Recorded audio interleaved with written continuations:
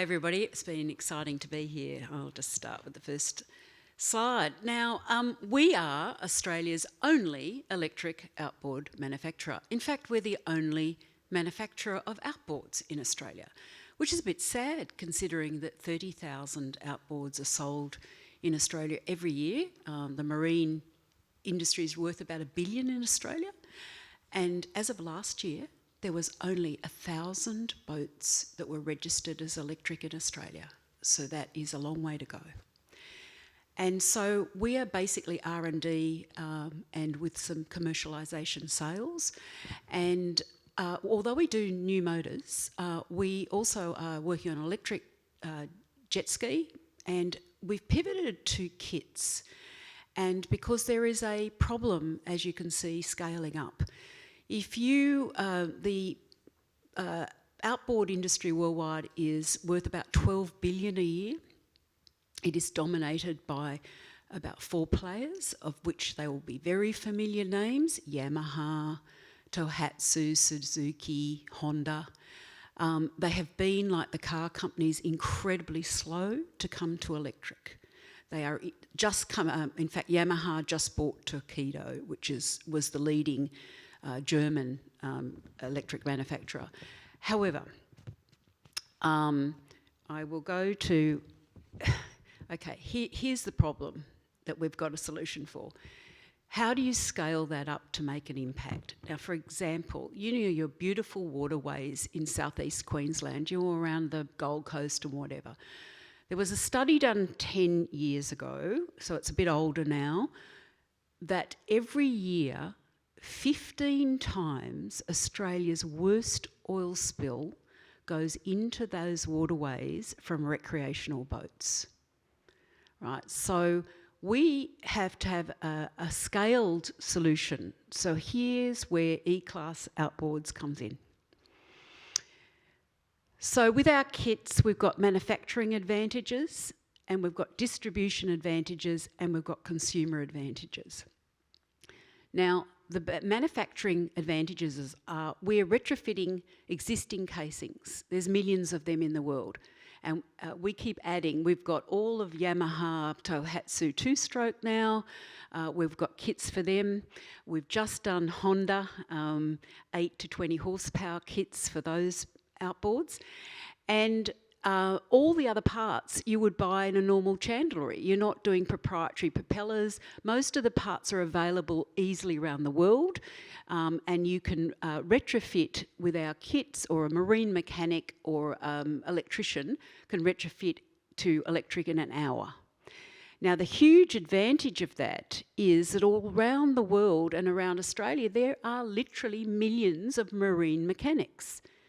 We have a ready workforce. If you're Yamaha and just doing proprietary motors, you're like a Tesla. You're going to have to build a plant for your proprietary gear. And so it's limited by scale. We're not limited by scale because every marine mechanic in the world could retrofit to a casing. Plus, they still get to be a marine mechanic. They don't want to sell an electric motor for a commission and not do what they love and are trained for. And on top of that, and this is where we've got huge advantages in the Pacific and in developing countries, it gives a job source in country. And I'll show you a project we've been working on in West Africa later. So there's huge distribution advantages, manufacturing advantages, and consumer advantages in terms of quiet, emission-free, easy-to-use outboards. And we're battery agnostic, so if any of you were upstairs in the battery presentation, you'll see that we're happy there. Okay. So the opportunity is millions of outboard casings to electrify, all right? And we're talking about the electric boat market going to $16 billion by 2031. So there's plenty of money if we can get this right. All right. That's our USP, manufacturing, low-skill assembly, and we have proprietary parts to make them fit all these casings that are already out there. All right, so the best way to show you what we've been doing is with a video. So if we just play that.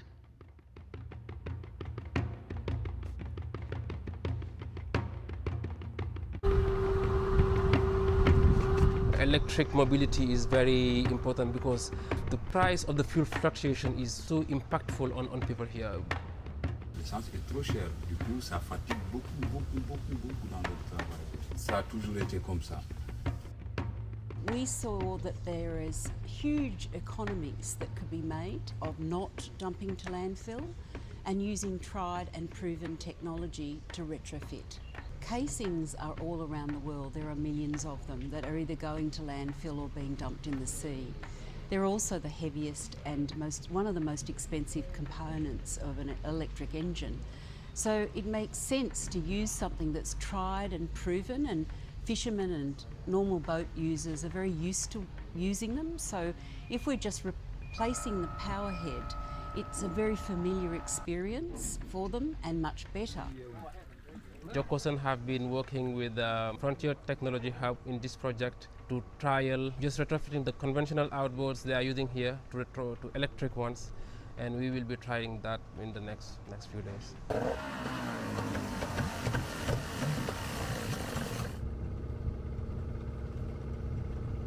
I'm most excited about seeing how the local community are taking up the idea. From what I've seen this week already, there's been a lot of interest, and that ranges from everyone that's involved in the process, so the mechanics that are actually retrofitting the engines, to the piroguiers who will be driving the boats. And I've seen a lot of interest and excitement for what this project could deliver in terms of impact. We have spoken to lots of piroguiers just to know what their habits are, how much maybe they would use on fuel if they are touring or if they are fishing or just doing their activities as in general. We are currently retrofitting 2 engines. We have 4 mechanics that are being trained. We felt like importing brand new engines and just selling it to them might not be the right approach. Getting them involved in the entire process of just introducing new technology to them, they will, by retrofitting themselves, by getting trained, they will know how the engine works, how the mechanical part works, how we do everything, how we are charging them, and then that makes it important for them to know, to be confident about the engine. Je m'appelle André Djemé, je suis un mécanicien des moteurs hors bord. On essaie d'installer les moteurs électriques et de voir comment ça donne et comment ça perfectionne. Et ça va, on a tout fini. On a essayé, c'est réussi. C'est bon, ça marche très bien. Ah ouais. C'est les moteurs qui ne polluent pas, c'est les moteurs qui économiques. Et encore, ils ont de puissance. C'est bon. We're very excited about this project because it gives us a great insight into how a local mechanic can electrify existing casings and build a business model. You've got to remember there are millions of motor mechanics, marine motor mechanics around the world. They don't want to sell a new electric engine and get a commission. They're mechanics. They want to play in what they love, and so this gives them an opportunity to still be mechanics and a great income transition as the world goes towards batteries and electric. C'est une très bonne idée, surtout pour nous qui faisons le tourisme. On peut avoir des clients qui sont des ornithologues qui viennent que pour voir les oiseaux. Avec le moteur, c'est pas possible. Avec un moteur électrique, tu peux t'approcher de l'oiseau sans pour autant l'effrayer. We've tested the model, we've proven that it works, so next step is really understanding the business model and understanding the scalability of this innovation to bring in all of the right stakeholders along that journey.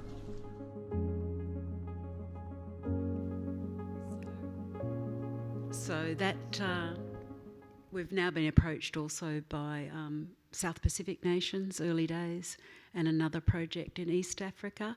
And I will shamelessly say we're looking for partners so we can scale up. All right, round of applause for Linnell. And thank you for that. Running slim on time, so we probably have time for one, maybe two questions. Any from the audience? Yes? So have you thought of combining your offer with charging, like I assume it's got a battery? Yes. Yeah, and you charging that from the grid, or do you have some? Okay. So the partner in Senegal is a solar provider. And so the idea in those ones where the batteries are too expensive to buy up front, the model will be they will hire the batteries out, but you need a cluster to make that possible. And then they're all got smartphones all through developing countries, so they can, and we also can monitor batteries, and so we can cut them off if they're not paid for, or there's a whole lot of technologies that make a hire model really. Yeah, so yeah, that is part of the model for there. And also in country, we work a lot with JARC, and we believe that recycling of EV batteries, because we use a lower voltage than EVs, has huge potential for marine. So we've also investigated that, but we're the motor manufacturer and we need good partners for the battery.